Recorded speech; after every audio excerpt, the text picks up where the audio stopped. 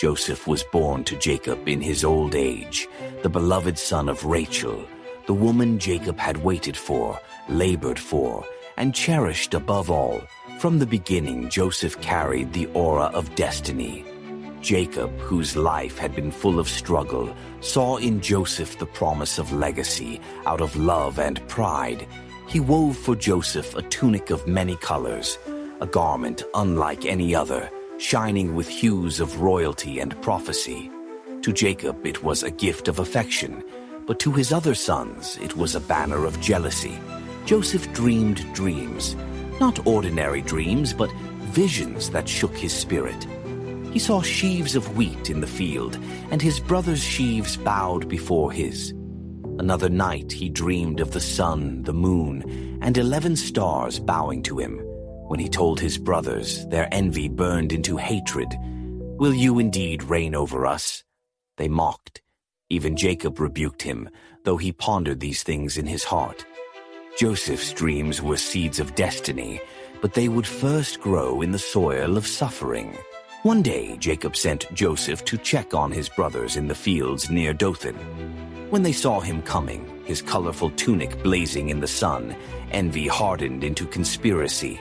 "Here comes the dreamer," they sneered. "Let us kill him and see what becomes of his dreams."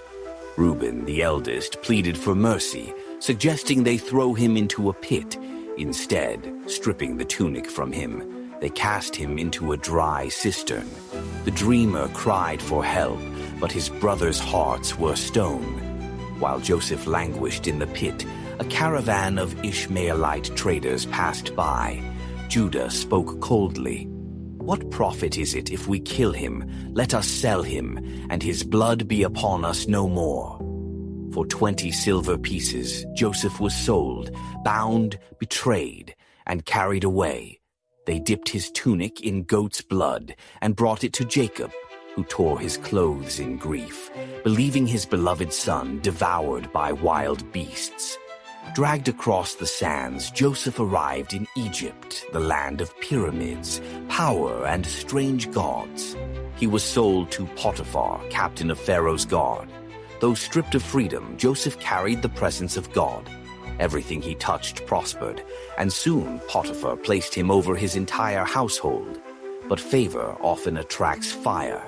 Potiphar's wife, consumed with lust, pursued Joseph day after day. She whispered, but Joseph, steadfast, refused. "How can I do this great wickedness and sin against God?" One day she seized him by his garment. He fled, leaving it in her hand. Humiliated, she accused him of assault. Potiphar's rage burned, and Joseph was cast into prison. The pit of betrayal had now become the dungeon of false accusation.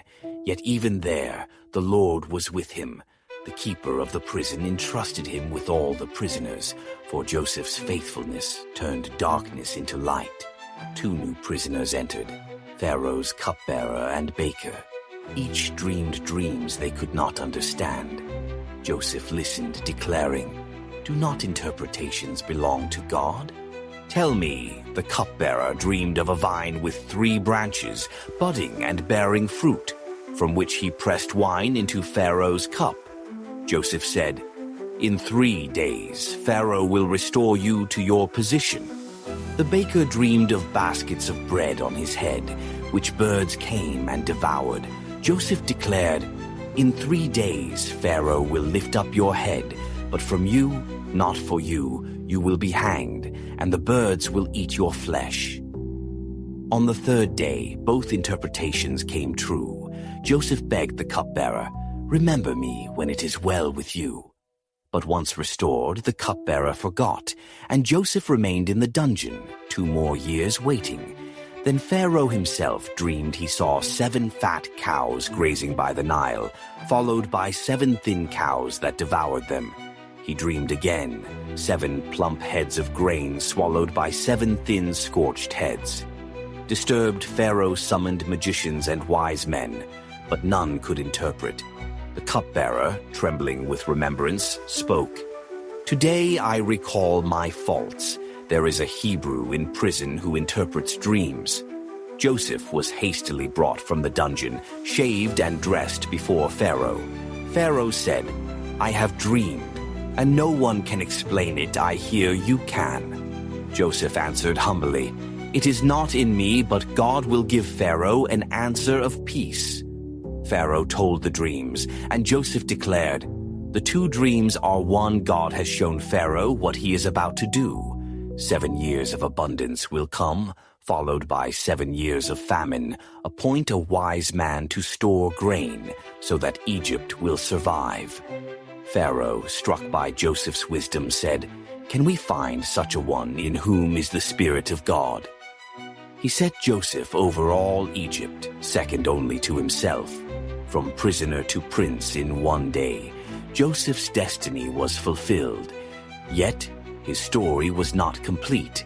When the famine raged across the lands, Jacob's sons bowed low before Egypt's governor, unaware it was the brother they had betrayed. Joseph's heart ached as he tested them, watching for repentance.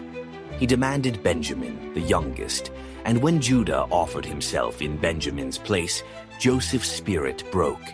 He cleared the room of attendants, and his weeping filled the palace like thunder. "I am Joseph. Is my father still alive?" His brothers stood frozen, terror in their eyes. The ruler of Egypt was the dreamer they had cast into a pit. But Joseph stepped forward, arms outstretched, tears streaming. "Do not be afraid. Do not be grieved or angry with yourselves for selling me. You meant evil against me, but God meant it for good. To preserve life, he sent me before you to save many." One by one, he embraced them, the same shoulders they once stripped of a tunic, now wrapped them in forgiveness. The palace echoed with sobs of reconciliation, as wounds of decades were healed in a single embrace.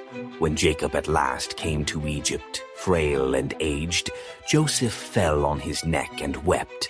A long time, father and son, once torn apart by deceit and distance, were reunited in God's perfect time.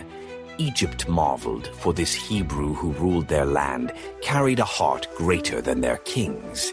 Yet Joseph's vision looked beyond his own glory. Before his death, he gathered his brothers and their children, speaking words of hope.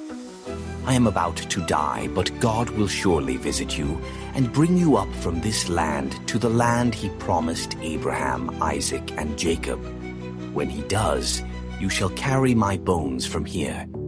Even in Egypt's splendor, Joseph's heart clung to God's promise. His story was not about thrones of Pharaoh, but about the covenant of God. His final words burned with prophecy. Captivity would not be the end, for God himself would come to deliver his people. Joseph's journey from pit to palace, from betrayal to forgiveness, was a shadow of the greater deliverer who would come. His life declared, "What men intend for harm, God weaves into salvation, and his promises never die."